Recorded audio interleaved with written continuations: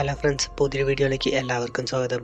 Outer banks എന്ന web സീരീസിൻ്റെ രണ്ടാമത്തെ എപ്പിസോഡാണ് ഇന്നത്തെ വീഡിയോയിൽ നമ്മൾ നോക്കാനായി പോകുന്നത്. ഈ സീരീസിൻ്റെ മുമ്പത്തെ വീഡിയോസ് കാണാത്തവർക്ക് വേണ്ടി വീഡിയോയുടെ ലിങ്ക് ഡിസ്ക്രിപ്ഷനിൽ പ്ലേസ് ചെയ്യാം. അപ്പോൾ നമുക്ക് ഒട്ടും സമയം കളയാതെ നേരെ വീഡിയോയിലേക്ക് പോകാം. എപ്പിസോഡിൻ്റെ സ്റ്റാർട്ടിങ്ങിൽ താൻ എടുത്തുകൊണ്ട് പോയിട്ടുള്ള ഡൈവിംഗ് കിറ്റെല്ലാം ആരും കാണാതെ തിരിച്ച് ബോട്ടിൽ വയ്ക്കാൻ വരുന്ന ജോൺ ബിനെയാണ് കാണിക്കുന്നത്. ജോൺ ബി ആരും തന്നെ നോട്ടീസ് ചെയ്യില്ല എന്ന പ്രതീക്ഷയിൽ ബോട്ടിൻ്റെ അകത്തേക്ക് കയറിയതും ഒട്ടും തന്നെ പ്രതീക്ഷിക്കാതെ സാറ അതിനകത്തിരിക്കുന്നത് കണ്ട് അവൻ ചെറുതായി ഒന്ന് ഷോക്കാവുന്നു. സാറ ജോൺ ബിയുടെ കയ്യിലിരിക്കുന്ന ഡൈവിംഗ് കിറ്റെല്ലാം കണ്ടതും അവൾ വേഗം തന്നെ അവൻ്റെ അടുത്ത് നീ ഇതെല്ലാം അച്ഛനറിയാതെ ഇവിടെ നിന്നും എടുത്തുകൊണ്ട് പോയതല്ല എന്ന് ചോദിക്കുന്നു. ജോൺ ബിക്ക് താൻ കുടുങ്ങി എന്ന് മനസ്സിലായതും അവൻ സാറയുടെ അടുത്ത് ഈ കാര്യം അവളുടെ അച്ഛനറിഞ്ഞാൽ തൻ്റെ ജോലി പോകുമെന്ന് പറഞ്ഞ് ഈ കേസിൽ നിന്നും തന്നെ രക്ഷപ്പെടുത്താനായി തലേന്ന് രാത്രി നടന്ന പ്രശ്നങ്ങൾക്ക് സോറി എല്ലാം പറയുന്നു. സാറ ഭൂരിഭാഗം സമയം ഒരു ഫൺ മൈൻഡ് ആയതുകൊണ്ട് താൻ ഈ കാര്യം ആരുടെ അടുത്തും പറയില്ലെന്ന് പറഞ്ഞ് ജോൺ ബിയുടെ അടുത്ത് ഇതിനെപ്പറ്റിയൊന്നും ഇനി ചിന്തിക്കേണ്ട കാര്യമില്ലെന്ന് പറയുന്നു. എന്നാൽ ഇവരുടെ ഈ സംസാരമെല്ലാം ആ ബോട്ടിന്റെ ഒരു ബ്ലൈൻഡ് സ്പോട്ടിലിരുന്ന് സാറയുടെ അനിയത്തി കേൾക്കുന്നതും നമുക്ക് കാണാനായി സാധിക്കും. അവിടെ കട്ട് ചെയ്ത് ജെ കൂടെ വാനിൽ പോകുന്ന ജോൺ ബിനെയാണ് കാണിക്കുന്നത്. ജെ പോകുന്ന വഴിയിൽ ജോൺ ബിനെ സാറയുടെ പേരെല്ലാം പറഞ്ഞ് ടീച്ച് ചെയ്യാൻ വേണ്ടി നോക്കുന്നുണ്ടെങ്കിലും ജോൺ ബി സബ്ജക്റ്റ് മാറ്റാനായി കോമ്പസ് എടുത്ത് നമുക്ക് ഇതിൻ്റെ കാര്യത്തിൽ തീരുമാനമാക്കാമെന്ന് പറയുന്നു. അങ്ങനെ അവർ ഈ കോമ്പസിനെ പറ്റി ഡീറ്റെയിൽ ആയി അറിയാൻ സാധ്യതയുള്ള ജോൺ ബിയുടെ അച്ഛൻ്റെ സുഹൃത്തിൻ്റെ വീട്ടിലേക്ക് പോകുന്നു. സത്യത്തിൽ ഈ പറഞ്ഞ സുഹൃത്ത് കുറച്ച് നാളുകൾക്ക് മുന്നേ ബോട്ട് മുങ്ങി മരിച്ചതാണെങ്കിലും അയാളുടെ വൈഫിൽ നിന്നും എന്തെങ്കിലും ഇൻഫർമേഷൻ കിട്ടും എന്ന പ്രതീക്ഷയിലാണ് ഇപ്പോൾ ജോൺ ബിയും ജെയും നേരെ അവരുടെ വീട്ടിലേക്ക് പോകുന്നത്. വീട്ടിലേക്ക് എത്തിയതും അന്ന് ഇവരെ ഷൂട്ട് ചെയ്യാൻ നോക്കിയ ആ കറുപ്പ ഡ്രസ്സിട്ട ആൾക്കാർ ആ വീടിന്റെ അകത്തുള്ള സാധനങ്ങളെല്ലാം തല്ലിപ്പൊളിക്കുന്നത് കണ്ട് ജെയും ജോൺ ബിയും അവരുടെ കണ്ണിൽ പെടാതെ വേഗം തന്നെ ആ വീടിന്റെ സൈഡിൽ ചെന്ന് വിളിക്കുന്നു. നമുക്ക് ആ കറുപ്പ ഡ്രസ്സിട്ട ആൾക്കാരുടെ പേരറിയാത്തത് കൊണ്ട് തൽക്കാലം നമുക്ക് അവരെ ബ്ലാക്ക് ടീം എന്ന് വിളിക്കാം. ബ്ലാക്ക് ടീമിലെ ആൾക്കാർ ആ വീട്ടിൽ നിന്നും ഇറങ്ങിപ്പോയതും അവർ നേരെ വീടിന്റെ അകത്തേക്ക് കയറിയ ശേഷം പരിക്കുപറ്റി കിടക്കുന്ന ആന്റിയുടെ അടുത്തേക്ക് ചെല്ലുന്നു. ആന്റിയുമൊത്തുള്ള സംസാരത്തിൽ നിന്നും ബ്ലാക്ക് ടീം എന്തോ സാധനം അന്വേഷിച്ചാണ് ഇവിടേക്ക് വന്നത് എന്ന് മനസ്സിലായതും ജോൺ ബി വേഗം തന്നെ തന്റെ പോക്കറ്റിലുണ്ടായിരുന്ന കോമ്പസ് എടുത്ത് ആന്റിക്ക് കാണിച്ചു കൊടുത്ത ശേഷം ഇതിനെപ്പറ്റി എന്തെങ്കിലും അറിയുമോ എന്ന് തിരക്കുന്നു. എന്നാൽ ഈ കോമ്പസ് കണ്ടതും ആന്റിയുടെ മുഖത്തുള്ള മുഖഭാവമെല്ലാം മാറുന്നു. അവർ ജോൺ ബിയുടെ അടുത്ത് നിന്റെ കയ്യിൽ ഈ കോമ്പസ് ഉള്ള കാര്യം ആരോടും പറയാൻ പാടില്ലെന്ന് പറഞ്ഞ് അവരുടെ അടുത്ത് അവന്മാർ തിരിച്ചു വരുന്നതിന് മുമ്പേ ഇവിടെ നിന്നും പോകാനായി പറയുന്നു. അവിടെ കക്ഷിത് സാറയുടെ ബ്രദറായിട്ടുള്ള റാഫിന്റെ കൂടെ സംസാരിച്ചിരിക്കുന്ന ടോപ്പറിനെയും അവരുടെ മറ്റൊരു സുഹൃത്തിനെയുമാണ് കാണിക്കുന്നത്.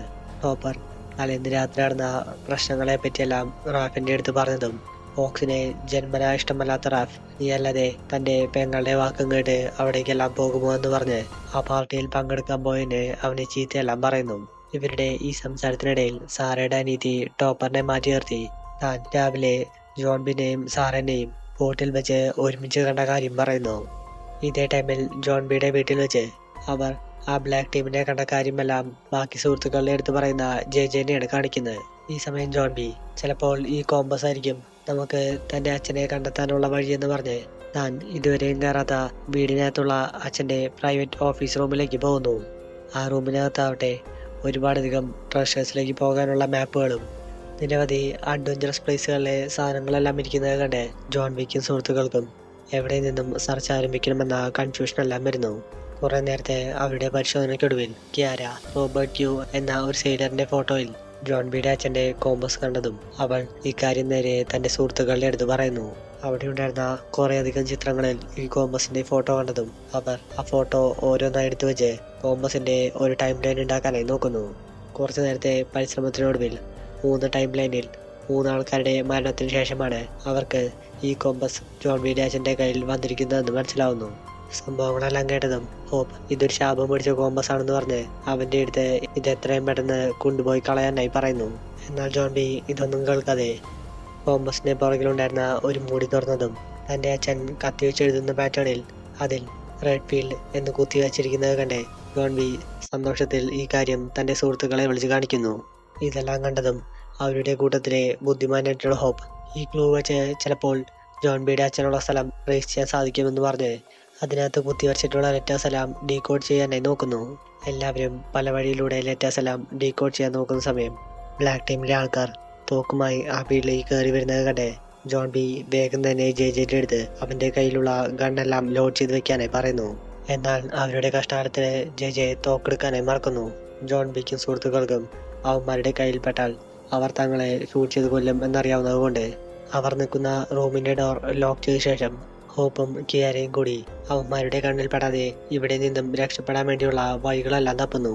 ബ്ലാക്ക് ടീമിലെ ആൾക്കാർ ഇവർ നിൽക്കുന്ന മുറിയെല്ലാം തുറക്കാനായി നോക്കിയതും ഈ സമയം കൊണ്ട് ജെജെ അവിടെ ജാമായി കിടന്നിരുന്ന ഒരു വിൻഡോ എല്ലാം ഓപ്പൺ ചെയ്ത് അതിലൂടെ ഇവരെ 4 പേരെയും പുറത്തേക്ക് കടത്തിയെടുക്കുന്നു.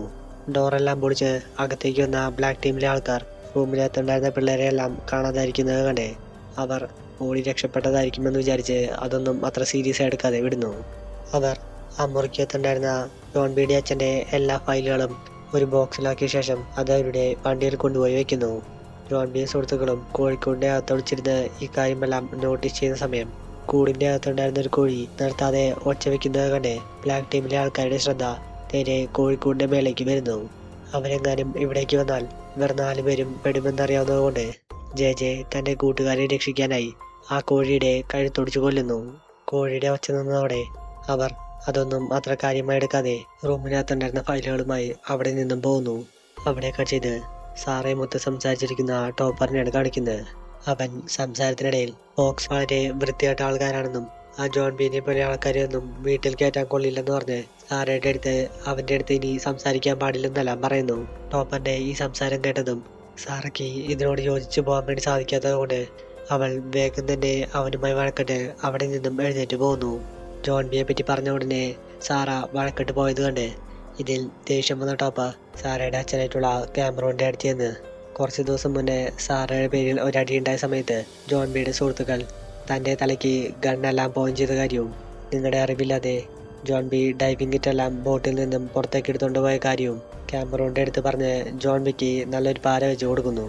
ഇതേസമയം തൻ്റെ അച്ഛൻ്റെ നാട്ടിലെ ഏറ്റവും ഫേവറേറ്റ് പ്ലേസ് ആയിട്ടുള്ള റെഡ്ഫീൽഡ് എന്ന ലൈറ്റ് ഹൗസിലേക്ക് പോകുന്ന ജോൺ ബിന്റെയും സുഹൃത്തുക്കളെയുമാണ് കാണിക്കുന്നത്. ലൈറ്റ് ഹൗസ് എത്തിയതും ജോൺ ബി ജെജെയും ഹോപ്പിന്റെയും അടുത്ത് ബ്ലാക്ക് ടീമിനെ കണ്ടാൽ അവർക്ക് സിഗ്നൽ തരാൻ പറഞ്ഞ് താഴെ നിർത്തിയ ശേഷം കിയാരയും കൂട്ടി നേരെ ലൈറ്റ് ഹൗസിന്റെ മുകളിലേക്ക് പോകുന്നു. ജോൺ ബിയും കിയാരയും ലൈറ്റ് ഹൗസിന്റെ മുകളിൽ അവിടെ ജോലി ചെയ്യുന്ന ഒരു വ്യക്തിനെ കണ്ടതും അയാളായിരിക്കും അവരുടെ വഴികാട്ടിയെന്ന് കരുതി അയാളുടെ അടുത്ത് നിന്ന് ഈ കോമ്പസിനെ പറ്റിയും തൻ്റെ അച്ഛനെ പറ്റിയും എല്ലാം തിരക്കുന്നു. എന്നാൽ ഒരു പരിചയമില്ലാത്ത പിള്ളേർ തൻ്റെ അടുത്ത് വന്ന് പിച്ചും പേയും പറയുന്നത് കേട്ടതും ആ വ്യക്തി വേഗം തന്നെ മയക്കുമരുന്നാണെന്ന് കരുതി ഈ കാര്യം പോലീസിൽ വിളിച്ചറിയിക്കുന്നു. പോലീസ് വണ്ടി വരുന്നത് കണ്ട് ജെജെയും ഹോപ്പും അവിടെ നിന്നും ഓടിയതും തൊട്ടു പിന്നാലെ കിയാരയും ജോൺ ബിയും കൂടിയും അവിടെ നിന്നും ഓടി രക്ഷപ്പെടാനായി നോക്കുന്നു. ജോൺ ബിയും കിയാരയും പോലീസിൽ നിന്നും രക്ഷപ്പെട്ടു എന്ന് വിചാരിച്ചിരിക്കുന്ന സമയം പെട്ടെന്ന് വിക്ടർ അവരുടെ അടുത്തേക്ക് വന്നതും ജോൺ ബി വേഗം തന്നെ തൻ്റെ കയ്യിലുണ്ടായിരുന്ന കോമ്പസ് വിക്ടർ കാണാതെ കിയാരയുടെ കയ്യിൽ ഏൽപ്പിക്കുന്നു.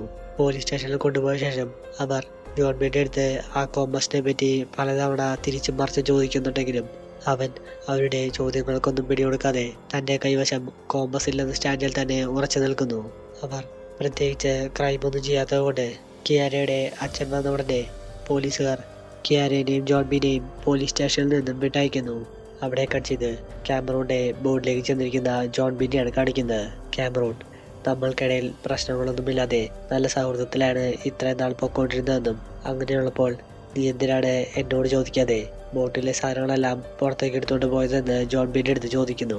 ഇത് കേട്ടതും തനിക്ക് പ്രോപ്പറായി ഒരു ആൻസർ ഇല്ലാത്തത് കൊണ്ട് ജോൺ ബി താനിതിരി ആവർത്തിക്കില്ലെന്നെല്ലാം പറഞ്ഞ് ക്യാമറോന്റെ അടുത്ത് സോറി പറയാനായി നോക്കുന്നുണ്ടെങ്കിലും ക്യാമറോൺ തനിക്ക് വിശ്വസിക്കാൻ സാധിക്കാത്ത ആൾക്കാരെ കൂടെ നിർത്താറില്ലെന്ന് പറഞ്ഞ് ജോൺ ബിനെ ആ ജോലിയിൽ നിന്നും പുറത്താക്കുന്നു. ഈ സമയം അവിടെ തൊട്ടപ്പുറത്ത് സാറ് നിൽക്കുന്നത് കണ്ട് അവൻ സാറയായിരിക്കും ഈ കാര്യമെല്ലാം അവളുടെ അച്ഛൻ്റെ അടുത്ത് പറഞ്ഞതെന്ന് കരുതി പോകുന്ന വഴിയിൽ സാറയെ കണ്ടതും അവളെ ചീത്ത വിളിച്ചിട്ടെല്ലാം പോകുന്നു. അവൻ നിരാശയോടെ തിരിച്ചു വീട്ടിലേക്ക് പോകുന്ന സമയം കാറിൽ വന്ന ആ കറുപ്പ ഡ്രസ് ധരിച്ച വ്യക്തികൾ റോട്ടിൽ വെച്ച് ജോൺ ബിനെ ആക്രമിക്കാനായി നോക്കുന്നു. അവൻ ആദ്യമൊക്കെ അവരുടെ കയ്യിൽ നിന്നും ഓടി രക്ഷപ്പെടാൻ വേണ്ടി നോക്കുന്നുണ്ടെങ്കിലും ഓടുന്ന വഴി ഒരു ഗേറ്റിന്റെ മുന്നിൽ വെച്ച് തീർന്നതോടെ അവൻ ആ കറുപ്പ ഡ്രസ് ധരിച്ച വ്യക്തിയുടെ കയ്യിൽ ചെന്ന് പെടുന്നു. ജോൺ ബി തൻ്റെ ജീവിതം അവസാനിച്ചു എന്ന് കരുതി പകച്ചു നിൽക്കുന്ന സമയം അവൻ്റെ നല്ല നേരത്തിന് അതിലൂടെ പോയ ലേഡി ഓഫീസർ നിലത്തെടുക്കുന്ന ജോൺ ബിനെ കണ്ട് വണ്ടി നിർത്തിയതും ആ കറുപ്പ ഡ്രസ് ധരിച്ച വ്യക്തികൾ പോലീസിനെ കണ്ട ഉടൻ തന്നെ അവിടെ നിന്നും ഓടിപ്പോകുന്നു. ലേഡി ഓഫീസർ ജോൺ ബിനെ തൻ്റെ കാറിൽ കൊണ്ടുപോയിരുത്തിയ ശേഷം നിന്റെ പിന്നാലെ വരുന്ന ആൾക്കാർ ഒട്ടും നിസ്സാരക്കാരല്ലെന്നും അതുകൊണ്ട് നിന്റെ സേഫ്റ്റിക്ക് വേണ്ടി അവരന്വേഷിച്ച് നടക്കുന്ന എന്തെങ്കിലും സാധനങ്ങൾ നിന്റെ കയ്യിലുണ്ടെങ്കിൽ അത് തന്നെ വിശ്വസിച്ച് തൻ്റെ കയ്യിൽ ഏൽപ്പിക്കാനായി പറയുന്നു. ജോൺ ബിക്കും ഈ ലേഡി ഓഫീസറിനെ വളരെയധികം വിശ്വാസമായതുകൊണ്ട് അവനും മറ്റൊന്നും ചിന്തിക്കാതെ തൻ്റെ കയ്യിലുണ്ടായിരുന്ന തൻ്റെ അച്ഛൻ്റെ കോമ്പസ് നേരെ ആ ലേഡി ഓഫീസർക്ക് കൊടുക്കുന്നു. അവിടെ കട്ട് ചെയ്ത് തൻ്റെ അച്ഛൻ്റെ സാധനങ്ങളെല്ലാം കത്തിച്ച് കളയാൻ നോക്കുന്ന ജോൺ ബിനെയാണ് കാണിക്കുന്നത്. അവൻ സാധനങ്ങൾക്കെല്ലാം തീ പിടിക്കുന്നത് നോക്കി നിൽക്കുന്ന സമയം പെട്ടെന്ന് അവരുടെ ഫാമിലി ട്രീയുടെ ഒരു ഫോട്ടോ ഉണ്ടെന്നും തനിക്കെന്തോ വലുത് കിട്ടിയ സന്തോഷത്തിൽ അവൻ വേഗം തന്നെ വാനും എടുത്ത് ജെനെയും ഹോപ്പിനെയും വിളിച്ച് നേരെ കിയാരയുടെ ഹോട്ടലിലേക്ക് പോകുന്നു. അവൻ തനിക്ക് ആ റെഡ് ഫീൽഡ് എന്നെഴുതിയതിനെ പറ്റി ഒരു ഐഡിയ ലഭിച്ചിട്ടുണ്ടെന്നും അതുകൊണ്ട് ഇന്ന് രാത്രി അവരുടെ കൂടെ ആ സ്ഥലത്തേക്ക് വരാനായി പറയുന്നു. കിയാര ആദ്യമൊന്നും അതിന് കൂട്ടാക്കുന്നില്ലെങ്കിലും ജോൺ ബിയുടെ നിർബന്ധം കാരണം അവരുടെ കൂടെ വരാമെന്ന് സമ്മതിക്കുന്നു. അവിടെ കക്ഷിത് രാത്രിയിൽ ജോൺ ബി പറയുന്ന ഇൻസ്ട്രക്ഷൻസ് പ്രകാരം അവർ 4 പേരും കൂടി ഒരു സിമിത്തേരിയിലേക്ക് പോകുന്നതായിട്ടാണ് കാണിക്കുന്നത്. ജോൺ ബി റെഡ് ഫീൽഡ് എന്നത് ഒരു പ്ലേസ് അല്ലെന്നും പകരം അത് അവരുടെ ഫാമിലിയിലെ ഗ്രാൻഡ് മദറിൻ്റെ ഒരു മേഡപ്പ് നെയിമാണെന്ന് പറഞ്ഞ് അവരെ കല്ലിൽ റെഡ് ഫീൽഡ് എന്ന് കൊത്തിവെച്ചിട്ടുള്ള ഒരു വലിയ കല്ലറയുടെ മുന്നിൽ കൊണ്ടുപോയി നിർത്തുന്നു. ജോൺ ബിയും ജെയും ഹോപ്പും കൂടി ആ കല്ലറയുടെ പൊട്ടിയ വാതിലെല്ലാം തള്ളി തുറക്കാൻ വേണ്ടി നോക്കുന്നുണ്ടെങ്കിലും എത്രയൊക്കെ ശ്രമിച്ചിട്ടും അവരെ കൊണ്ട് ഇത് സാധിക്കാതെ വരുന്നത് കണ്ട് ആ കല്ലറയുടെ ഡോറിൻ്റെ മുകളിലായി ഒരു ഗ്യാപ്പ് കണ്ട കിയാര തനിക്ക് അതിനകത്തുകൂടെ അകത്തേക്ക് കടക്കാൻ സാധിക്കുമെന്ന് പറഞ്ഞ് ജെയുടെ അടുത്ത് തന്നെ ഉയർത്തി അതിനകത്തുകൂടെ അകത്തേക്ക് കടത്തിയതിനായി പറയുന്നു. അങ്ങനെ കുറച്ചു നേരത്തെ പരിശ്രമത്തിനൊടുവിൽ കിയാര ഒരുവിധം ആ ഗുഹയ്ക്കകത്തേക്ക് കടന്നതും അകത്തെ ഇരുട്ട് കാരണം ലാമ്പ് ഓണാക്കിയ കിയാര പെട്ടെന്ന് തെറ്റിദ്ധരിച്ച് നിൽക്കുന്നത് കാണിച്ച് ഈ എപ്പിസോഡ് ഇവിടെ വെച്ച് അവസാനിക്കുന്നു. ഈ സീരീസിൻ്റെ ബാക്കി വീഡിയോസിനായി ചാനൽ മറക്കാതെ സബ്സ്ക്രൈബ് ചെയ്യുക.